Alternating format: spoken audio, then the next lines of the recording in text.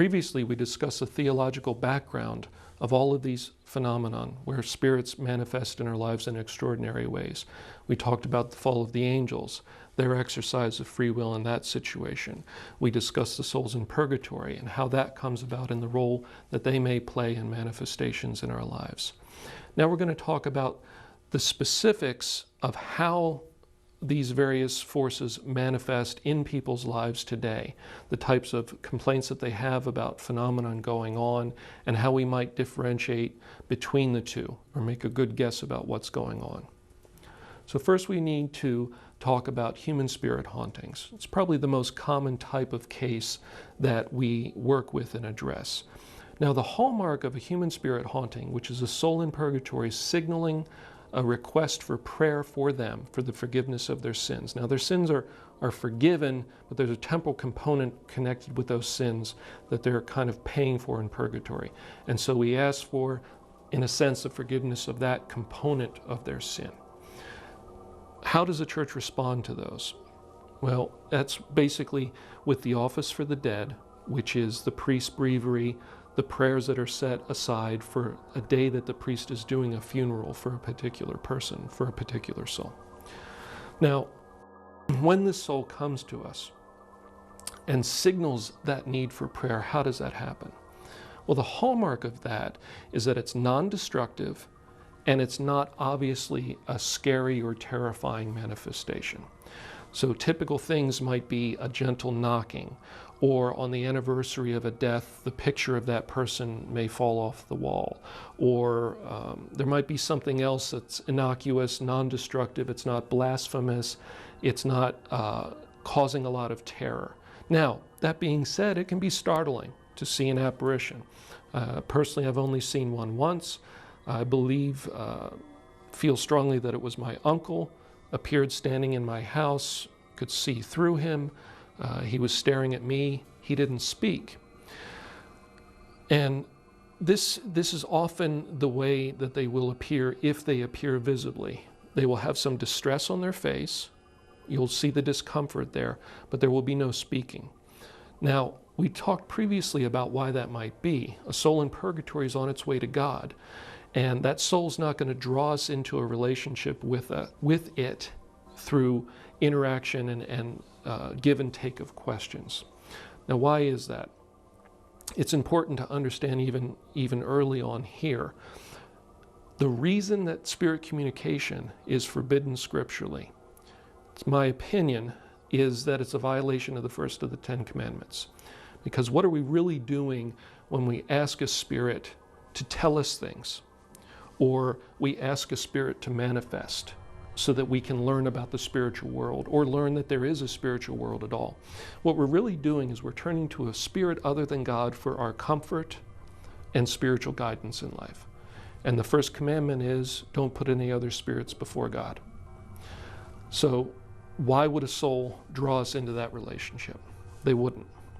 And so generally we see they either don't speak at all, or it's a very minimal, non-destructive, non-terrifying manifestation. The most common type of demonic manifestation that happens in people's lives is what the church calls demonic infestation. And really all that means is, think of an infestation in your house of mice or bugs or anything else. That there's something living in your house or active in your house that you don't want there. It wasn't always there, now it's there and it's problematic. Now, when we talk about demonic infestation and we enter into the idea of demons being active in people's lives in an extraordinary way, remember, normal activity is temptation. That's allowed. They're allowed to do it all the time. It gives us choice between good and evil, therefore providing the opportunity to turn to God in love or to follow the promptings of the devil.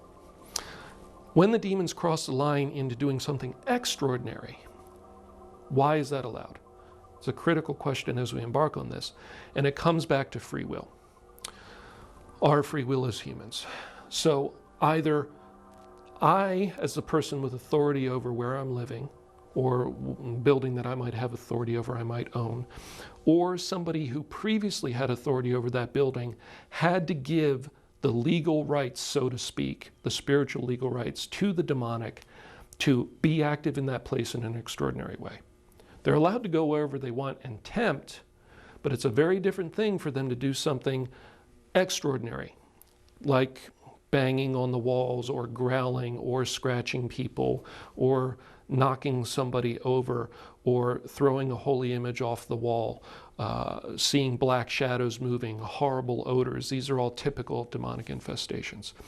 Why are they allowed by God? They're allowed because that demon or Satan who's deploying that demon goes to God and says, this person gave hell rights to this place, therefore we want to do extraordinary things in that place because we've been given rights to it. Think of it as the opposite of a blessing.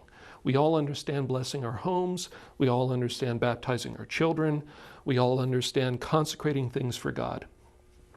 And the opposite can happen. People can exercise their free will for evil, and if that place has been consecrated to hell, hell will continue to lay claim to it and have extraordinary activity. It may start mild and it may start deceptive, but it will ramp up to destructive and terrifying and blasphemous. And that's through the exercise of free will.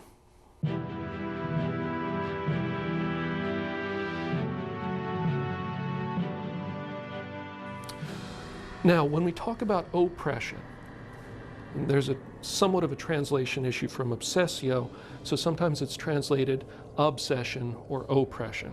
What we really mean practically is the demon has been given the right to interact with a person on a more personal, direct, and visceral level. Now, people are seduced into relationships with demons, and really that's core to understand. The demon is a con artist that is seducing a person into a relationship with it, so that person gives the demon increasing spiritual legal rights to themselves. So when we see somebody that's being scratched or bit or assaulted in various ways in their body or assaulted in their thoughts, though the free will is always sacrosanct, the free will within the mind can never be violated by them. But when we see these various assaults on the person, what we might call their lower faculties, we know that somewhere along the line, either that person through their authority or their parent perhaps, who had authority over them when they were a baby, which is kind of the opposite of baptism. We understand that as parents, we have the authority to baptize a baby. The baby has no choice in that. They can't even make choices yet, but God honors that authority of the parent. Well, unfortunately, there's people that exercise the authority for the other side, for evil. So somewhere along the line, somebody has opened the door, formed a relationship, formed a bond, given legal rights to those demons to interact with the person in a more physical and visceral way. So once we move on beyond the demons having the rights to be active in a place in an extraordinary way, we see that they can gain rights to our person, to our bodies, limited amount to our thoughts. And this is also through action of the free will. Now, what does that look like when a person has become oppressed as opposed to the demon just being active in the place?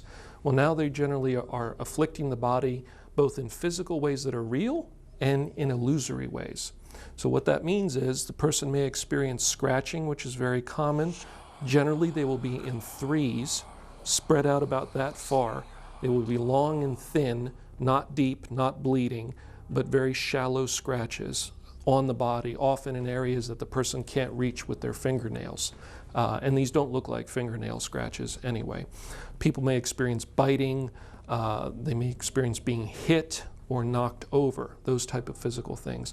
But it's important to understand that a lot of what an oppressed person is experiencing is really an illusion that's created because the demon has some access to their nervous system in their body.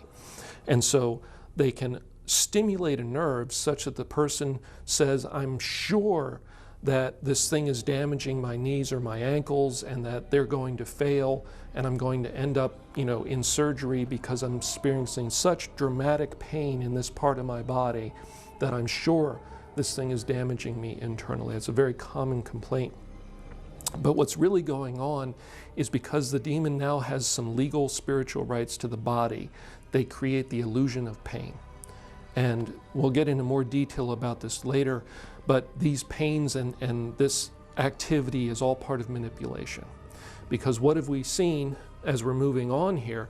Infestation, legal spiritual rights to a place. They then form a relationship with a person. They will con them, they will play games, they will seduce them into that relationship. They're not going to be upfront in the beginning. Now they've moved on to that level of relationship. And now we're talking about oppression on the body. The demon will often, but not always, seek to deepen that relationship even further, eventually culminating in possession, when they're allowed to affect the body. And at that point, with possession, they're now allowed to take over the body entirely. So in oppression, they're allowed to affect the body internally, externally. And in possession, we move into an area where they have such extensive rights that they now take over completely. The person may go through periods of blacking out. They have no memory of that time, and the demon basically uses the body as its own for periods of time in their life.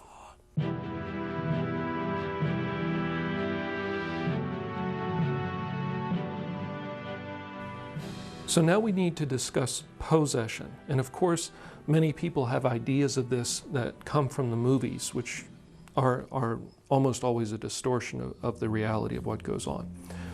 So we've seen how the progression of the relationship deepens, and as the person is being oppressed, they are often essentially being tortured. They're being worn down. They're sleep deprived. They're having horrific nightmares they can't control, that don't respond to anything. Their bodies are being assaulted. They're being terrorized. And they're worn down and worn down and worn down. And that's what is going on during oppression. And then at some point, the demon will request, or demons, because they always operate in groups, never just one, they will request permission to take over the body completely. Now, at the time that they do that, they may have been playing a game up till this point. They may have been pretending to be a spirit guide or a holy angel or somebody's ancestor or a person that died in the house. They may have been playing a game up until then, but at the point where they say they want to take over the body and they want that permission through the action of our free will, they seem to have to say, we're demons.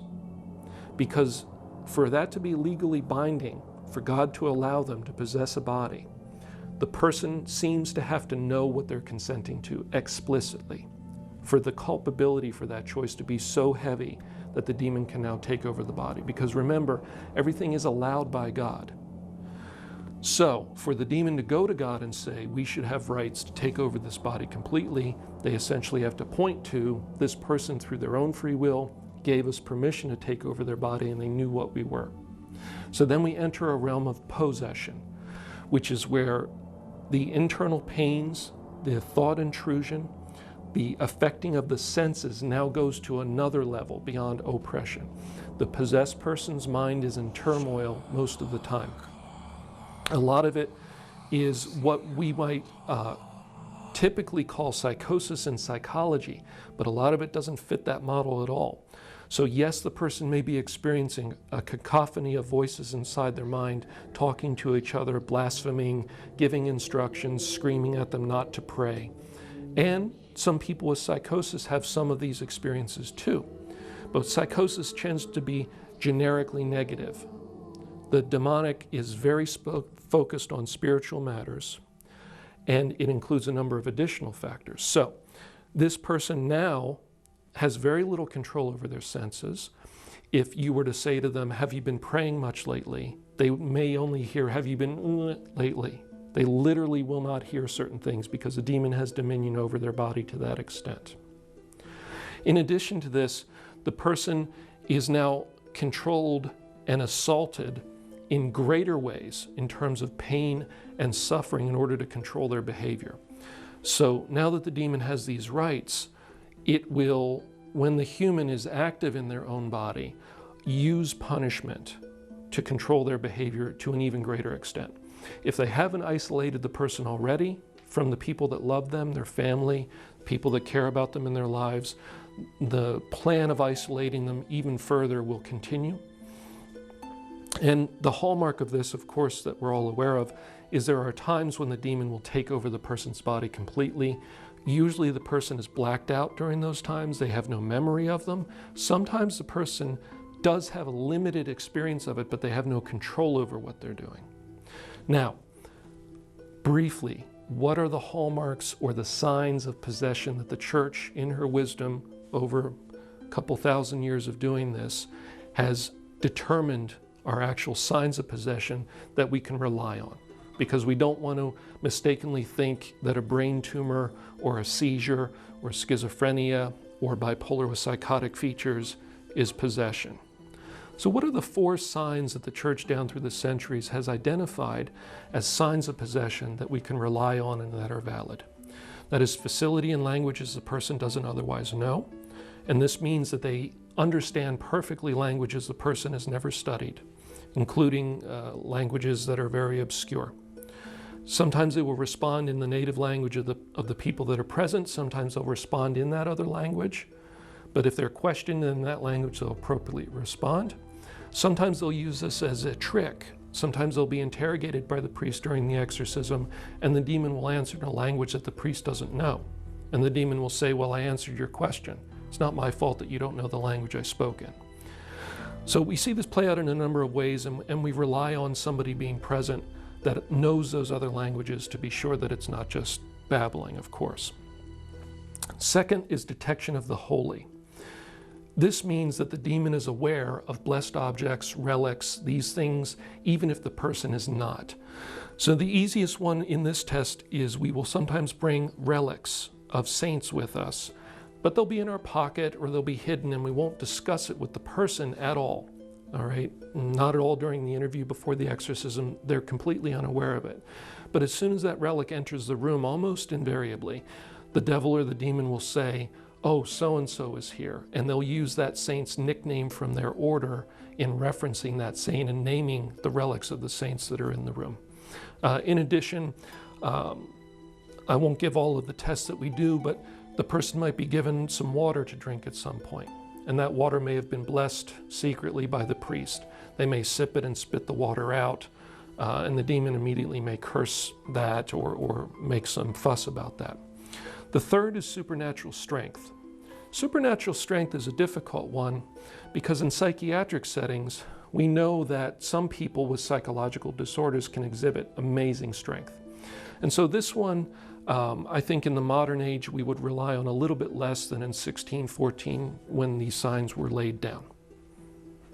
Finally, we have occult or hidden knowledge. Occult just means hidden.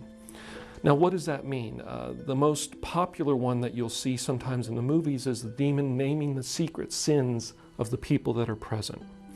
Now, the important thing to understand about that is the devil is only allowed to cite unconfessed sin. If a sin has been confessed, it seems to be not only off the table in terms of the demon calling people out on it, but it seems to be completely wiped from their memory.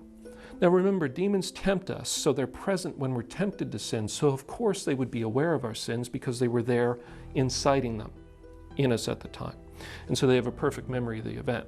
So it's true that they do rarely bring up unconfessed sins in these settings. That's a form of hidden knowledge. They can also bring up other knowledge that that person doesn't have at all. So there might be a manifestation at a priest's house or an assistant's house in between cases where the demons are trying to rattle them or scare them away from this ministry. Something non-destructive, but just basically a parlor trick. And at the next exorcism, the demon may say, did you like the show we put on when we did such and such? Some form of hidden knowledge that way. So there's various things that we can look for. We don't seek out the manifestation of hidden knowledge. The typical ones that we look for is we will test the knowledge of the holy, detecting the holy in an environment. We will sometimes use language. So the person, when we're sure that the person doesn't know this language, and it could be an obscure one like an ancient language that a priest may know that we bring, the demon will be interrogated in that language. That's a common one. So those are the two most common. The supernatural strength, again, it's a little problematic, but I can tell you that when it's exhibited, unlike a psychiatric patient, they never get tired. So it could be an hour later and it's not just an adrenaline surge, but the person is still going.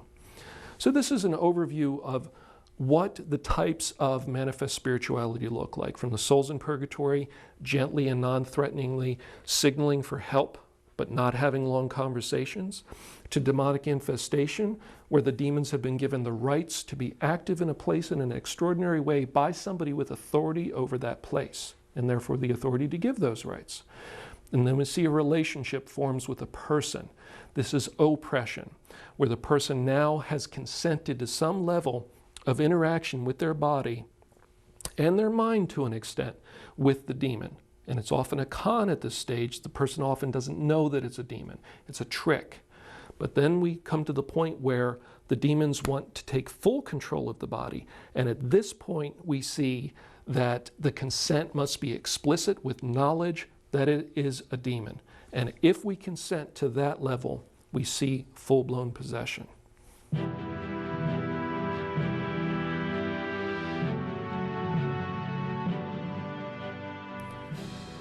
Next, we're going to take a look at a number of actual cases of human spirit hauntings when the souls in purgatory petition us for help.